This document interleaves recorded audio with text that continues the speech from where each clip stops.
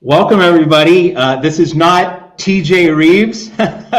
This is Matt Zemek as the co-host of our show here at College Basketball Coast to Coast. And joining me is Ari Russell. We're going to be bringing you some college basketball shows now that it's the new year. Football's mostly wound down. We just have the three playoff games left. It's now basketball's time to shine. A full service college basketball Saturday, the start of the meaty part of conference play. They have a few conference games in early to mid December, but like this is the beginning of the 2-month run of main conference action in college basketball on the road to championship week, March Madness, and ultimately the Final Four in San Antonio in early April. So Ari is along with me to make sense of a big Saturday, also hit some of the major stories in college basketball, some games from Friday as well. So Ari, the number one storyline broadly in college basketball this season has to be the SEC. And, terrible in football, really struggling in that sport. SEC is now a basketball conference. And just to me, Ari, as I turn it over to you and get your input on the SEC generally, and we're going to hit on some of the Saturday games from the conference.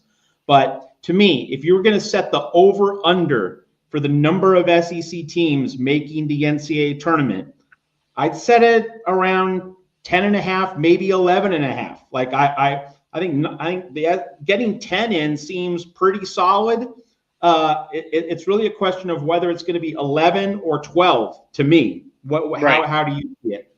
Yeah, that's how I look at it. I was looking at the standings. I mean, today actually, the SEC actually literally started their conference play today. They hadn't had any conference play at all until today. So everybody's played each other today in the conference.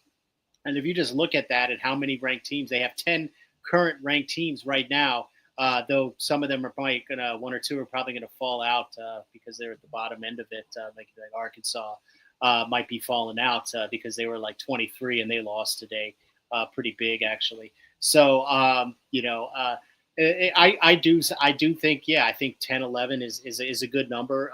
It's going to depend on if there's some type of surprise in another conference that was going to get, fewer bids, like the ACC. If a team that wasn't going to make it wins that conference, tournament, that could, take a SEC team away. But I mean, they're going to have 10 minimum. I like the 10.5, so like 11. That's a good 10.5 is a good over under to look at. But I think at this point, looking at them, unless there's teams that are going to collapse, I don't see that really, because there's a lot of really good teams here, and they're just going to be beating each other up each and every week. So twice a week sometimes. So I think 10 is a good number, but I could see 11 and maybe 12. It really depends on how the other conference tournaments play out, and if sleeper or Cinderella teams, in those tournaments and the other major conferences kind of steal bids away from them. So, so that's or if there's like a Missouri Valley, like, for instance, like a Drake, if Drake, has a very high, standing right now, even though they're not ranked, they have a lot of key wins already. And they only have one loss, and if they just don't win their conference tournament, they still could be an at-large bid, that's going to be a bid. So, we're talking, and this is crazy. We're talking, the 12th team in the SEC not making the NCAA tournament, based off of whatever happens here or there. But I don't see too many other teams getting left out of the SEC. 10 seems to be the minimum. I mean, what a fantastic. Yeah, we get this story. We get this story at least once per year. There's going to be a team in a power conference that finishes like 4 games under 500 in conference play, but the overall resume is still going to be meaty enough that team's going to be right on the bubble. And so in this SEC, there might be a team that finishes 4 games under 500 in conference play, still gets into the tournament. And I think that, at least right now, we don't know what's going to happen with championship week and the automatic bids, but a team that finishes 2 games under 500 in the SEC probably is going to be fine assuming that it had a decent non-conference schedule. So that it's going to be interesting to see how many teams can just kind of hold serve and tread water enough in the SEC to make it, because the teams that get crushed, teams that are 6 games under 500, they're not going to make it. But teams that are close to 500, they'll make it. Yeah, I mean, like right now, like the only team that I'm really looking at that probably doesn't have a shot at all is Georgia, really. But Vanderbilt and LSU are kind of, also there, though. LSU, I think ended up winning that game. So, we don't know. But outside of that, like there's really just a handful of teams in the conference that you can look at, like, and we don't know. There could be some surprises here. We don't know. Vanderbilt could pull off a few wins, and it's like every win in that conference is going to be considered a quad 1 victory. So and strength of schedule, because of their out of conference schedules were so robust, and their ability to have so many wins. I mean, just against all the other power quad 1s. I mean, they coming into conference play with a ton of quad 1 wins already as a conference. So I mean, and now they have a ton of quad 1 wins or quad 1 games in general, part of their schedule moving forward. It's just going to be every single game. It reminds me, it's a little bit more crazy, but this reminds me of kind of that like early to mid 90s SEC where, you had Florida, you had Arkansas, you had, Kentucky, you had all these guys, and each game was just, Vanderbilt was really good back then too. So, at each week, and it was like, wow, big time games. And that's what it's going to be on the SEC, and similar to what it was the Big East, who several years ago when they were a gigantic conference, and they just, I think they got 9 teams in or something, maybe 10 or something like that. Similar to that, where it was like basically the whole conference made the tournament. So in this case, it's not going to be the whole conference, but darn near the whole conference is going to make the tournament. From what it looks right now, and the first game and this Saturday, the Saturday after New Year's, is always the big college basketball game. It's when it starts really picking up, and it's when the real intrigue happens. And what better game to have than Kentucky, Florida, to start and really kick off the conference season for the SEC and for college basketball, to kind of start shifting the focus. I mean, that was the Ward Gotti fight, first game out the box, and it's back and forth, both teams shooting over 50% from the field, just high intensity. I just playing at a high level, tournament style type game, back and forth. And you couldn't ask for a better game. Florida coming in unbeaten, obviously, and Kentucky playing at home. And, I think a lot of the questions of whether, Mark Pope was going to be a good hire, or was he a little bit too much of a square, for that job. He wasn't flashy, even though he is a pretty decorated alum of Kentucky. But he wasn't the flashy pick. I think we can put those questions to rest at this point. That team, he has them ready to play every single game, and they're going to be a tough out, man. And they play kind of how he played, very physical, shoots very well. And like I said, preparation. His team was prepared to take on a very good Florida team with a remarkable backcourt. Yeah, so 106-100, Kentucky over Florida. Like, what a battle royale! And hey, give me 3 of these games. Give the return game in Gainesville, and then another game in the SEC tournament. Just more of this, please. And relative to what you said, because this conference is so good and so deep, like there's going to be a game of the week every week. With 2 of the elite teams. Like, just imagine, like, we're going to have Tennessee against Kentucky and Auburn against Florida, and man, just like again and again, we're just going to be having a fresh, heavyweight fight pretty much every week in the SEC. It's going to be absolutely fantastic. So, in terms of takeaways from this Kentucky-Florida game, right? You mentioned already Mark Pope. He looks the part. Totally agree. To me, like Lamont Butler, there are not many bigger, more important transfer portal transactions, pickups in the offseason. Like, he has to be on the short list, because having a dude like that, ball in his hands in big time situations, and he's a veteran. And of course, like, he walks into any locker room. I mean, Kentucky this year, but any locker room, like, people are going to say, oh, that's the guy who hit the dagger against Florida Atlantic in the Final Four. I mean, he has that notch on his belt, like, just the street cred, the instant street cred that Lamont Butler brings to Kentucky cannot be overstated in my mind. I mean, again, and down the stretch again, he had big plays, hitting big shots, taking it to the rack, and then you had Rhea. Rhea was unconscious today too, off the bench. And all 5 starters were in double figures for Kentucky. But Butler's one of those guys that you want, that you need on a team, that if you want to make a deep run, you have a guy with ice water in his veins, just calm and cool as a leader, like you said. This Kentucky team is a lot better than I had anticipated going into the season. Look, obviously Pope wasn't. I wasn't actually mad that they got Pope. I was like kind of shocked. I think a lot of people were, Pope. But then you're like, all right, you look at it. He had quite a pretty good successful run, previously, and he doesn't have that much experience as a head coach, but he understands the culture of the program. He's a winner as a player there. Coached under Pitino. I'm not quite sure if he was there with Tubby Smith as well.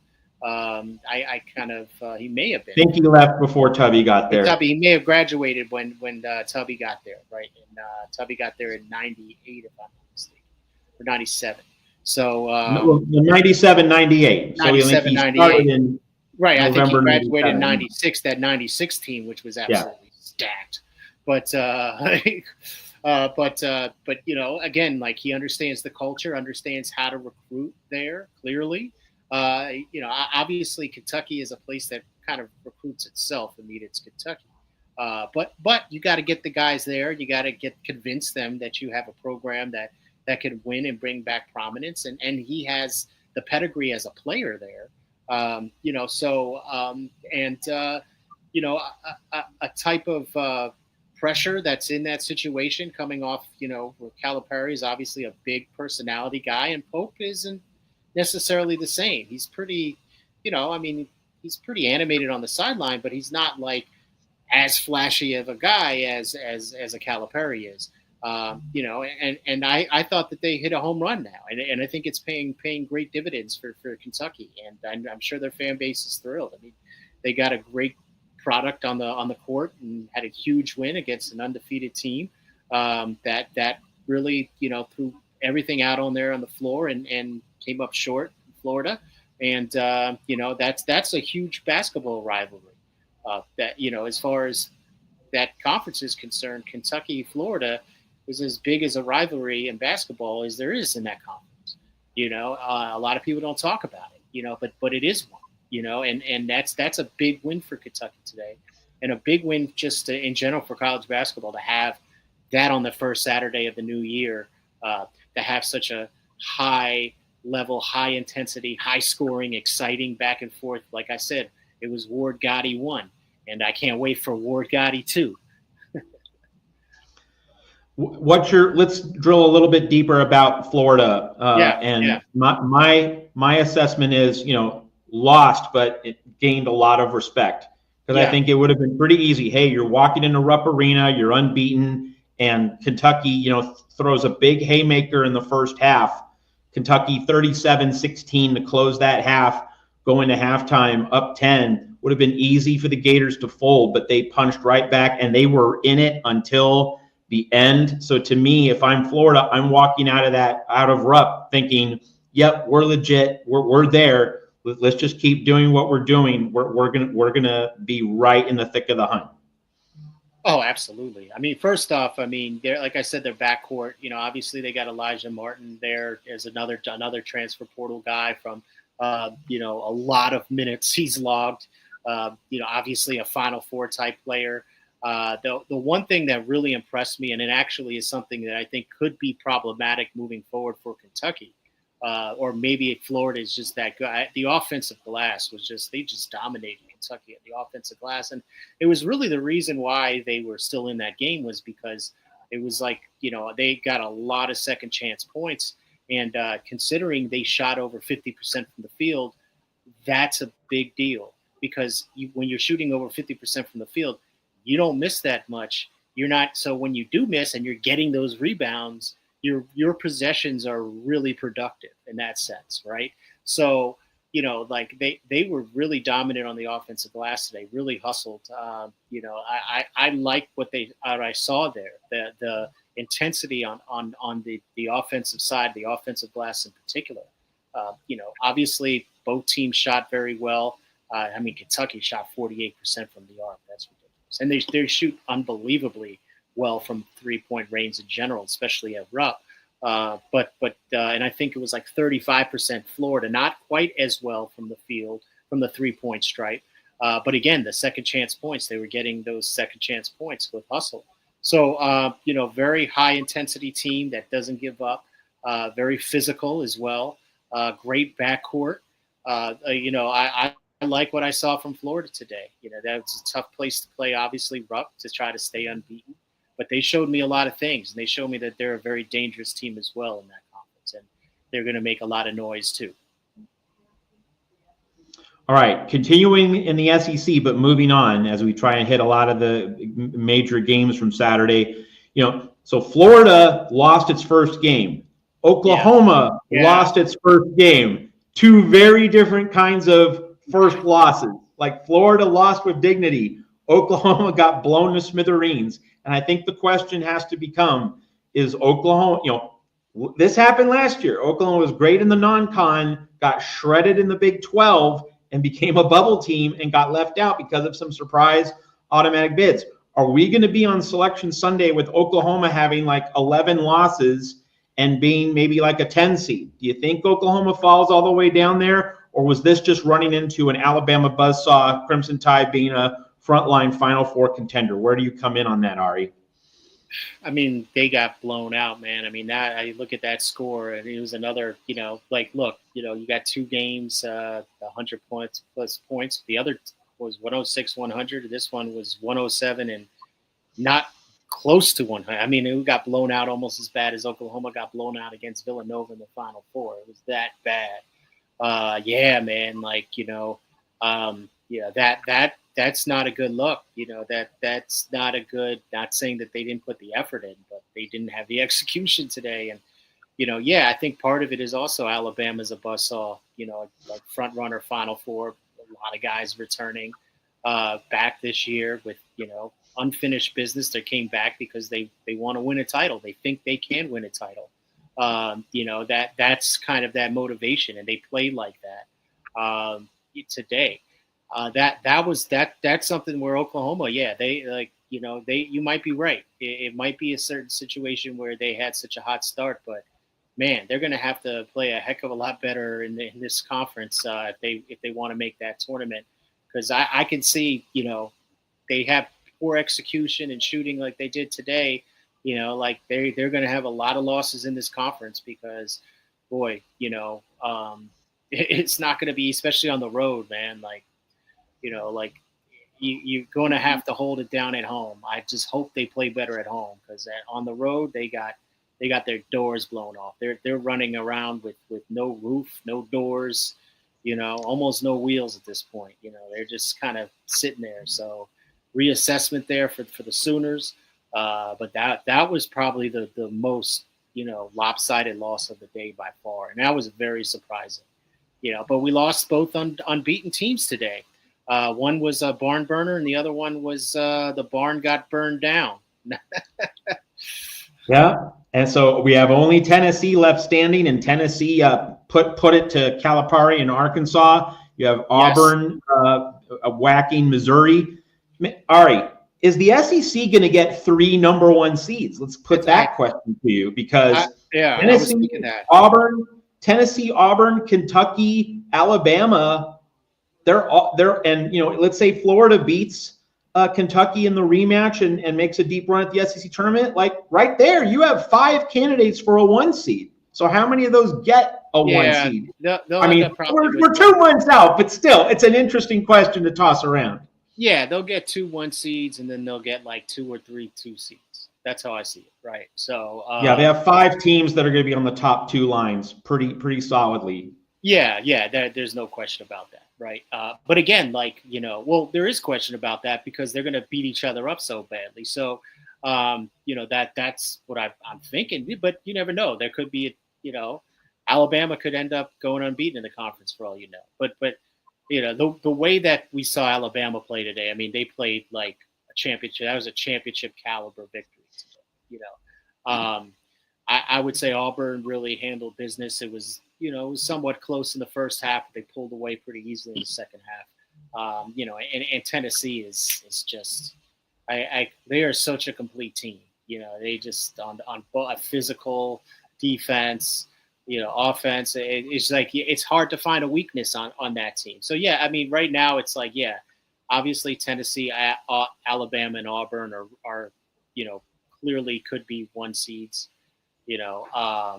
But it's a lot of basketball to be played for us to see what happens. And then of course you get injuries and things like that happen, that are unforeseen, that can cause a lot of, types of changes and create ripples.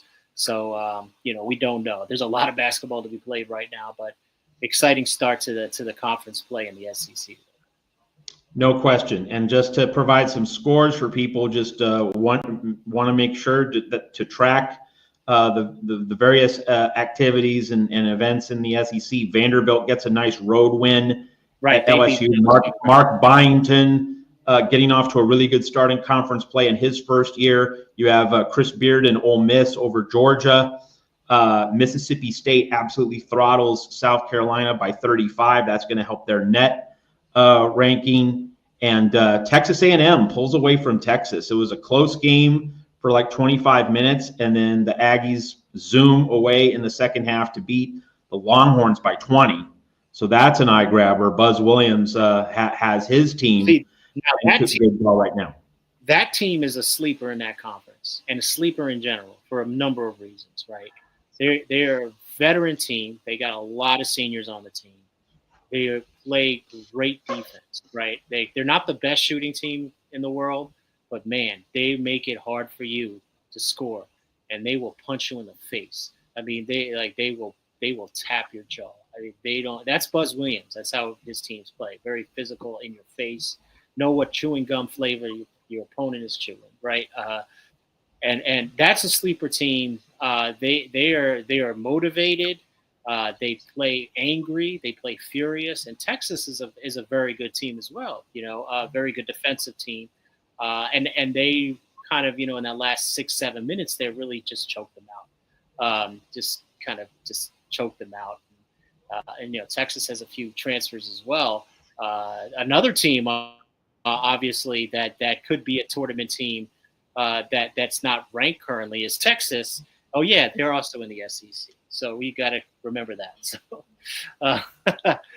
it's just hilarious.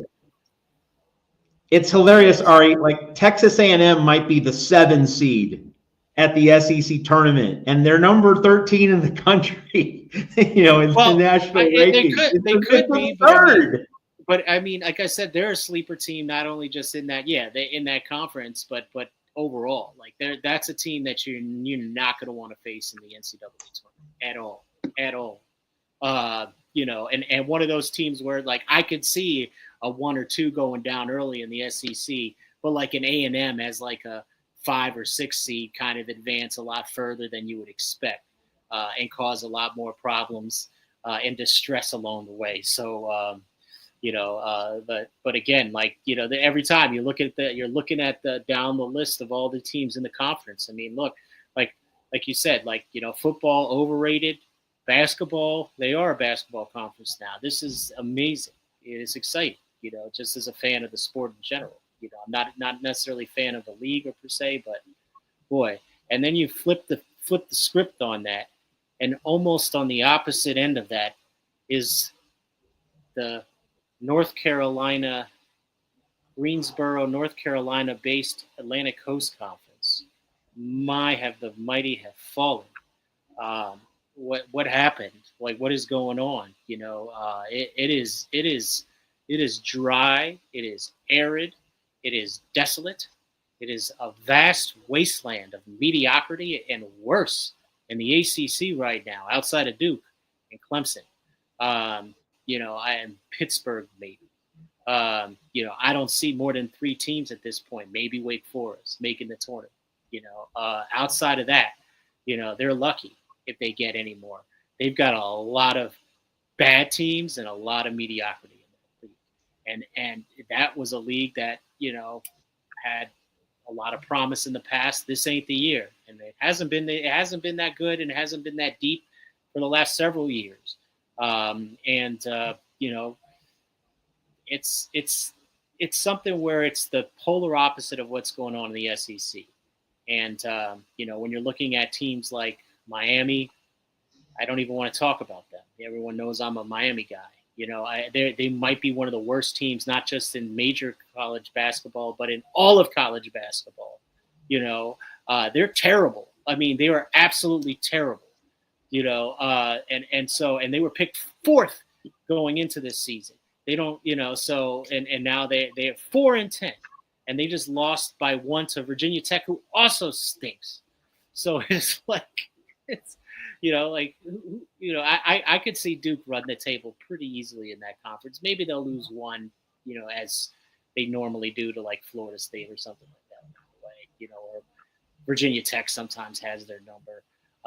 Or North Carolina, might steal one, but they're not that great this year either, North Carolina. So, so that's like the flip side of what we're talking about, the greatness of the SEC, the mediocrity and outright terribleness that's happening in the ACC. Man, it's tough to watch, man. It's tough to keep up on.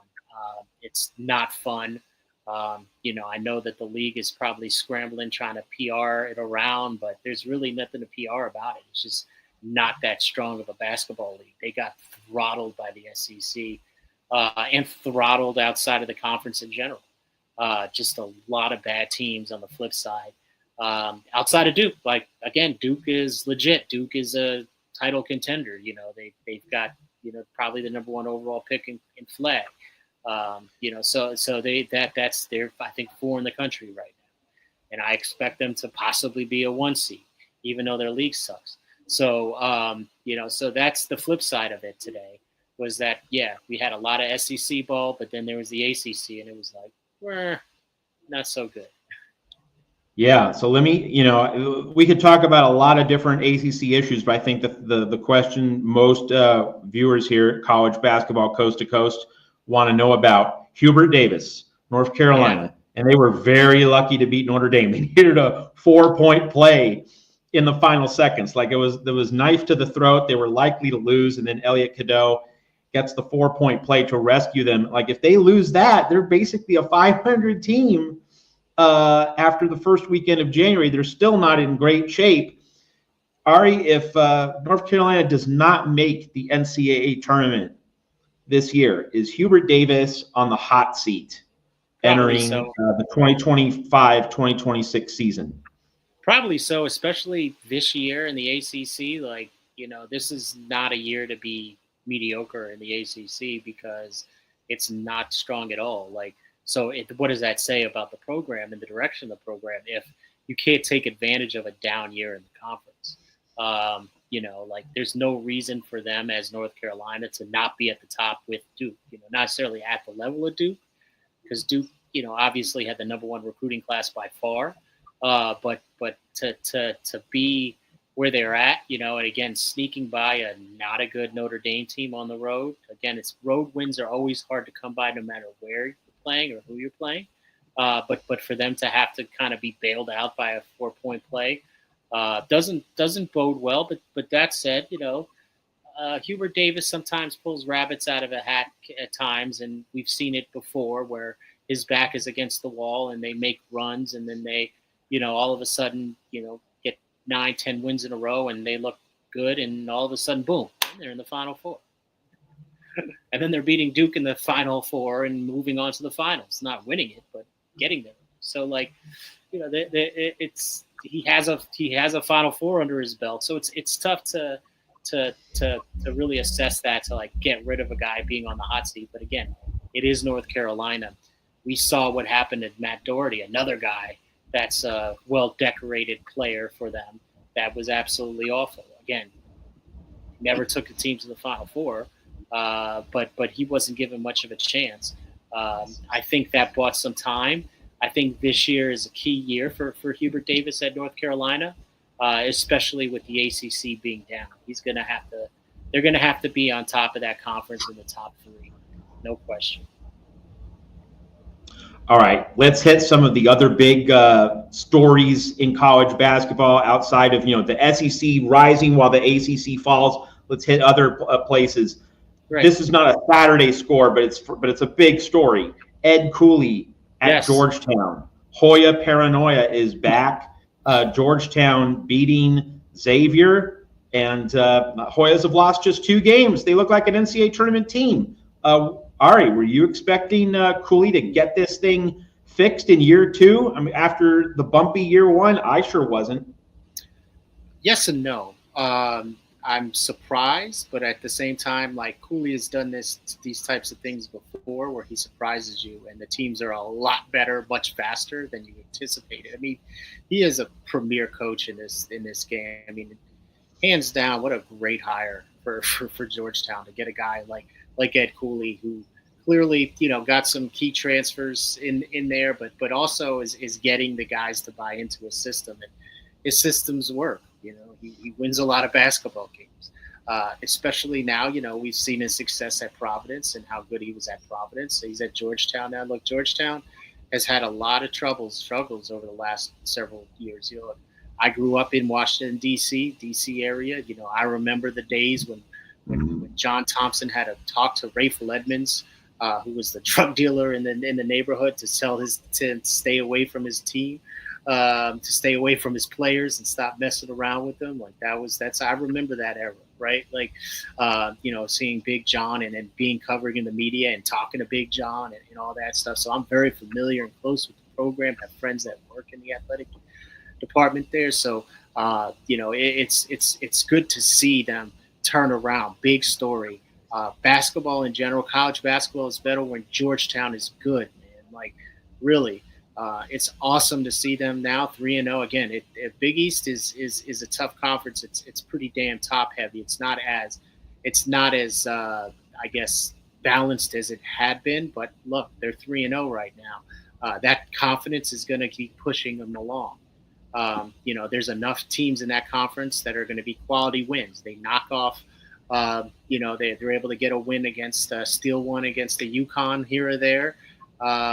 Maybe Marquette. I mean, Marquette looks pretty deep at this point. Get one of those wins against those premier teams. St. John's, St. John's is probably another tournament team, clearly. They kind of squeaked by Butler today, or it was close for much of that game. And Butler's really not good. They haven't won a game in the conference.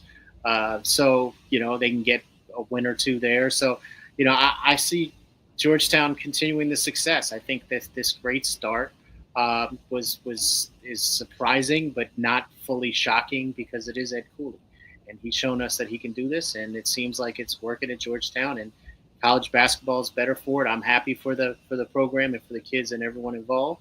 And it should be a fun season here for folks down there in DC. Quick one on staying with the Big East before we move to other conferences. Marquette or UConn, which team wins the Big East? Or, do you have a dark horse? No, I don't have a dark. I mean, right now it's, Marquette and UConn. I think it's Marquette. I think this is their year. Liam McNeely of UConn is going to be out for a few weeks, that's a big loss. Yep. Of course he's going to end up be coming back when they're going to start. When UConn, I'm not really worried about UConn in January. You start worrying about UConn in February, mid to late February and March. That's when you start worrying about UConn. Right now, I'm not worried about UConn. It doesn't matter if they win the conference or not. It doesn't. So it matters what happens. I mean, obviously they're going for the three-peat. They're taking it very seriously. They're still a very good team. But they're not the same. Like, McNeely, that's a huge loss. But again, Hurley's going to recover.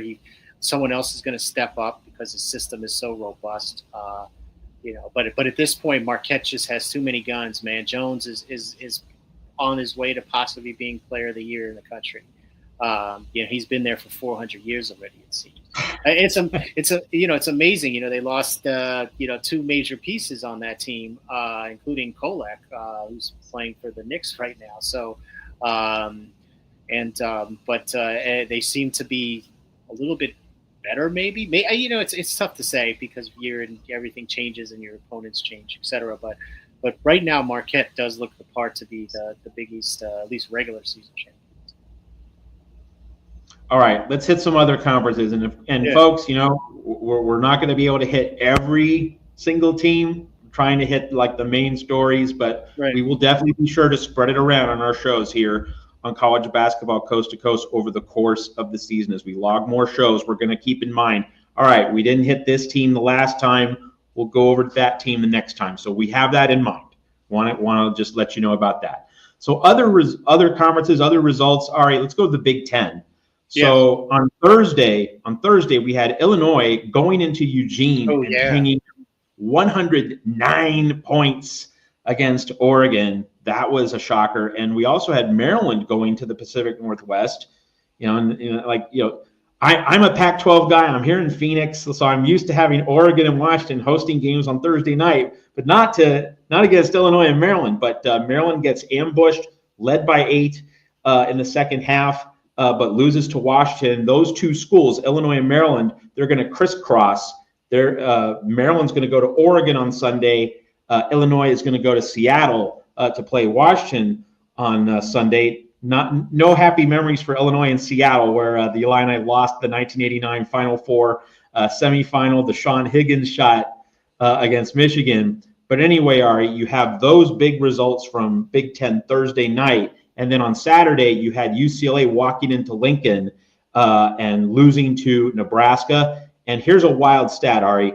Nebraska scored 66 points. 25 of those 66 points were on free throws. So UCLA's initial half-court defense was actually pretty good, but transition, loose ball scrambles, and then end of the game, UCLA had a problem fouling, sending Nebraska to the line. And then the other big stat from this game, UCLA 4 of 28 on three-pointers. Should have been attacking the paint a whole lot more. What do you make of both Nebraska and UCLA coming out of that game, and anything else in the Big Ten and how that race is shaping up in your eyes? Well, that was a surprising one. Big Ten is another conference they're gonna beat each other up. There's a lot of really strong teams, solid teams in that conference, a lot of them. And obviously Nebraska, beating UCLA, that's probably the biggest upset of the day. Though it seems like Nebraska might be a tournament team at this point. I mean, they're off to a good start in Big Ten play and good start in general. So they'll probably end up being ranked after that win. It's all of a sudden, now you throw them in the mix, right? Michigan just travels to Inglewood and beats USC. That's another big win, and they won. It was a pretty close, tight game, but it was they ended up sailing it pretty smoothly at the end there. So Michigan's another team that you got to look out for. Obviously, new head coach in May coming in from FAU. He knows what he's doing, and they're looking the part. So it's a conference that, like you said, Oregon was a team that we thought was another contender as well for a possible Final Four run, and they get whacked at home, to Illinois. Again, Illinois, another really strong team that's hungry as well. So it's tough. It's going to be a conference that's going to be beating the hell out of each other. It's not quite as deep as the SEC is, but they've got a lot of really good, solid teams.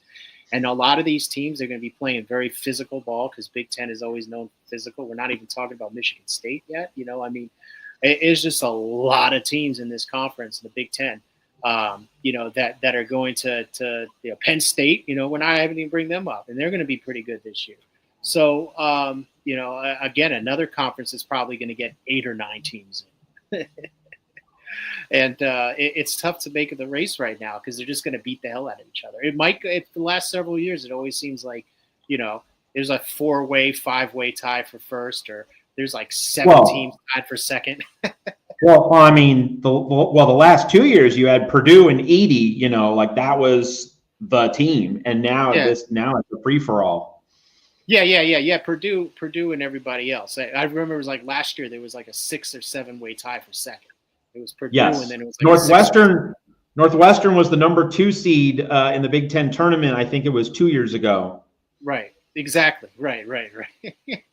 So it's going to be similar to that this year without that big major possible front runner, because they're just going to be beating the crap out of each other the whole season long, and all of that I think is just going to actually help them for the NCAA tournament.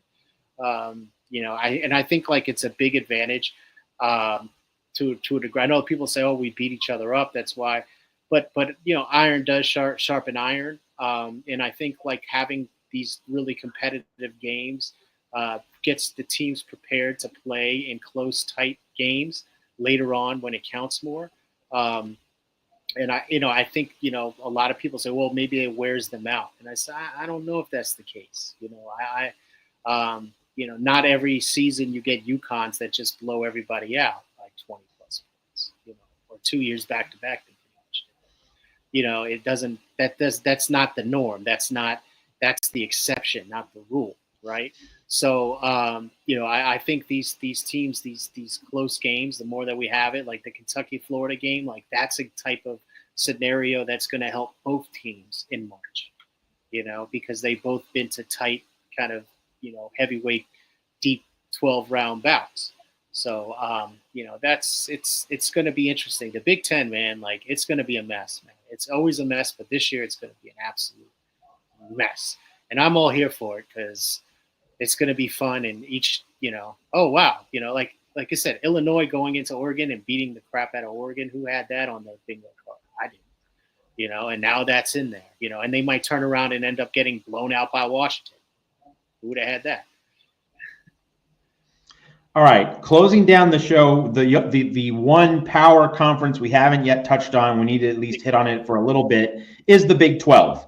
And there were 3 particularly notable scores from Saturday. Iowa State takes Baylor to the woodshed at Hilton, beats Baylor by 19. You have Arizona getting a really crucial road win at Cincinnati. The Wildcats are just a little bit above 500. They absolutely have to get on a roll. So this win on the road in Cincy, that jumpstarts their season in the Big 12. And you had Houston whacking BYU. And maybe this is Houston getting back in the groove after a less than great non-conference season. Lost to Auburn, lost to Alabama, lost to San Diego State. Did Kelvin Sampson and his team get their groove back? So those 3 games, which one do you want to hit on? Which one stood out to you the most?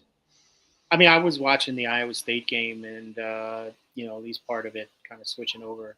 And they again, there's another team. I think they're 3 in the country right now. They look like the 3rd best team in the country. Baylor's got a lot of athleticism as normal. Fast-paced team, and they just couldn't get. They just looked out of sorts because Iowa State took them out. To me, that's how they're coached. They play very kind of. They'll make you play frantically. They'll make you. They'll take you off of your schedule. Iowa State, and that's what they're going to do. That's how they're coached, and they're very disruptive defensively.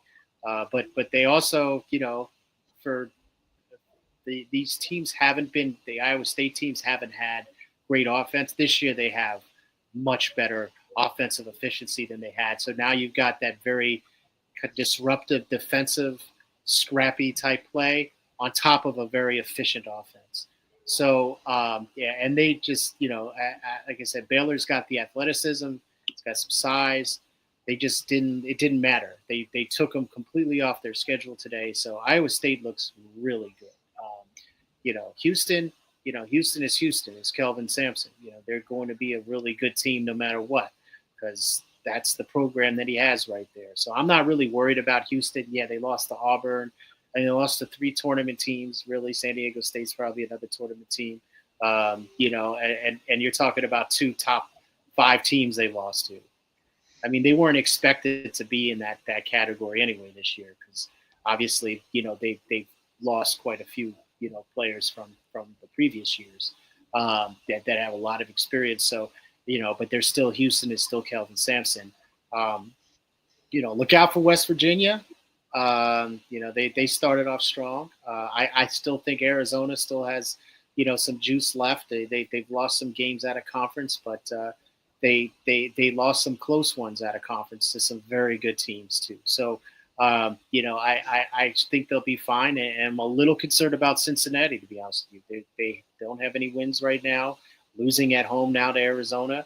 They are ranked in the top 20, but probably not much longer. They're going to have to get some wins here in the Big 12. And it's going to, again, that's another conference that has a lot of really strong, solid teams that can make deep runs into the tournament. Not really a lot of bad teams in that conference at all. There's really not any bad teams in that conference. And a lot of really good, solid teams and middle-level teams that could, cause a lot of disruption within that conference amongst the top ones. I haven't even mentioned Kansas yet, who preseason number 1 overall team, right? They haven't won a game in that conference yet. I mean, they're all, so. And I expect them to do what Bill Self teams do in the Big 12. So very tough conference as well, very balanced, a lot of really good teams. And that's going to be another conference where it's going to be hard to get wins each week. Ari Russell, so much to talk about as we begin our coverage of this college basketball conference season, going through the Final Four here at College Basketball Coast to Coast. Find us on Twitter at CBB Coast, the number 2 Coast, and we're going to be continuing to give you these shows recapping, certainly Saturdays, and we'll try and provide some other shows in the middle of the week, but certainly on Saturdays. Like when you get over 100 games on a Saturday, we're here Saturday night, Sunday morning to give you the lowdown on the weekend and on a big college basketball Saturday each week here at College Basketball Coast to Coast. Ari Russell, thanks for joining me, being part of our show. Looking forward to doing this thing over the next few months on the road to the Final Four. Definitely. Thanks, Matt.